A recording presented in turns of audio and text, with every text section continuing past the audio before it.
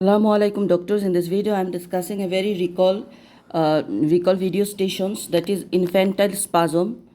So normally look the pictures. Infantile spasm, see the signs, that is clusters of sudden repeated uncontrolled movements like head bobs or body crunching. That is, take a video, record symptoms and talk to your doctor immediately. Obtain diagnosis, confirm an irregular brain wave pattern with an EEG test. So EEG test we do. Prioritize treatment in spasm to minimize developmental delays. So infantile spasm is, remember, every day you delay, you increase your child risk of brain damage. It is an emergency. You need to admit in the hospital because it causes brain damage. So infantile spasm or salam attack. In the video station, how can we see?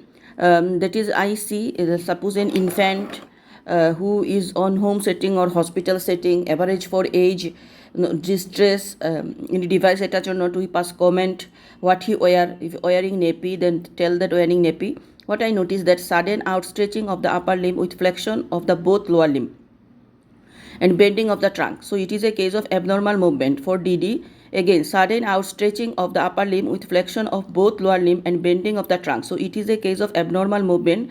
For DD are infantile spasm, infantile colic, Sandifer syndrome, West syndrome, benign myoclonus, exaggerated startle reflex. So the DDR, first of all, infantile spasm, infantile colic, infantile spasm, infantile colic. It can be exaggerated startle reflex, then Sandifer syndrome, West syndrome, benign myoclonus. The types of infantile spasm are flexion, extension, and mixed and waist. Flexion, extension, mixed and waist. Consider it is an emergency situation. It can cause serious brain damage. Now, what the history? Suppose it is a case of infantile spasm, what history you like to ask? First of all, onset, course and duration, what make it better and what make it worse? Is it first time or recurrent occur? Is there any video recording available? What happens before or during or after, like loss of any consciousness, eye blinking, staring, ruling up, apnea, tachycardia and cyanosis. Relation to feed, history of aspiration and choking. Relation to feed, because Sandifer syndrome we are keeping as a DD. So relation of feeding, choking and aspiration, history of. Any signs of skin stigmata and cardiac symptoms. Parental history like diabetes mellitus, drug withdrawal, decreased vitamin D in diet. Natal history, fast cry, resuscitation, infant of diabetic mother. Postnatal history, any fever and trauma. Okay. Then any family history of same condition. So I am again telling the history. First of all, onset, course and duration, what make it better and what make it worse. Is there first time occur or recurrent occur? Is there any video recording available or not? Then before what happened, during what happened and after what happened.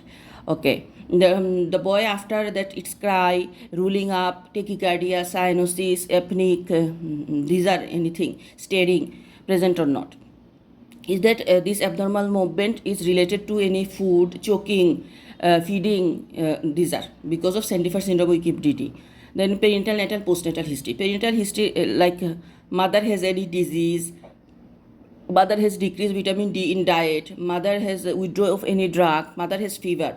Natal history, fast cry, resuscitations needed or not, any antibiotic needed or not. And postnatal are any trauma and fever. Then family history of same condition, and very important, history of any skin stigmata and cardiac symptoms. And tuberous sclerosis associated with infantile spasm. So skin stigmata and cardiac symptoms. Now what do you want to examine? So examination is airway, breathing, circulation, dehydration status, Glasgow Coma Scale, vitals, heart rate, respiratory, blood pressure, oxygen saturation, apnea alarm, hydration status, intrafontanelle. Full neurological examination, assess the vision and hearing, developmental, head size, shunt, cardiac and abdomen. Skin examinations. So again, examinations are airway, breathing, circulation, dehydration status, vitals are heart rate, respiratory, blood pressures, and Glasgow Coma scales. Then full neurological examinations. We'll do the cardiac examination, abdomen examination, skin examinations, and developmental assessment. These are we are doing. Then what is the investigation? We know the EEG. What we find? hips arrhythmia, and MRI, brain, ECG and echo, urinary electrolyte, renal function test, abdominal ultrasound and Doppler. So mainly hips arrhythmia we are doing EEG because of hips arrhythmia. MRI of the brain we do because any tumor can be present, tuberous sclerosis, tuber can be present. Ultrasound of the abdomen because of abdominal tumor. Then urinary electrolyte, renal function test we are doing. ECG, echo because of any heart conditions. Okay.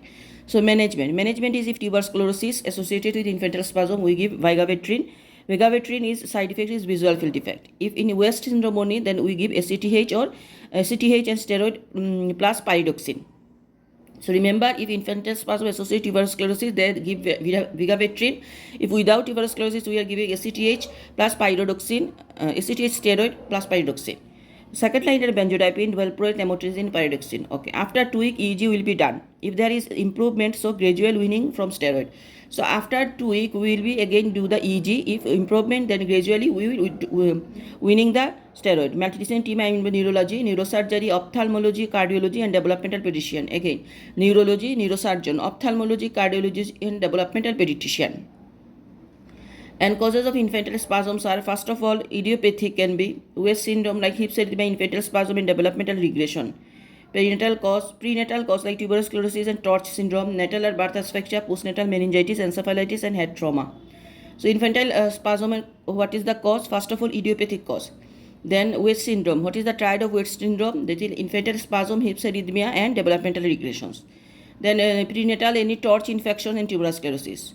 Postnatal meningitis, encephalitis, trauma, meningitis, encephalitis. Okay. And natal is that birth asphyxia. What is the prognosis of infantile spasm? Improve if without developmental delay. If with delay, then bad prognosis. So remember, the prognosis depends on the developmental delay. If without developmental delay, we start treatment early, good prognosis. If already delay started, then bad prognosis.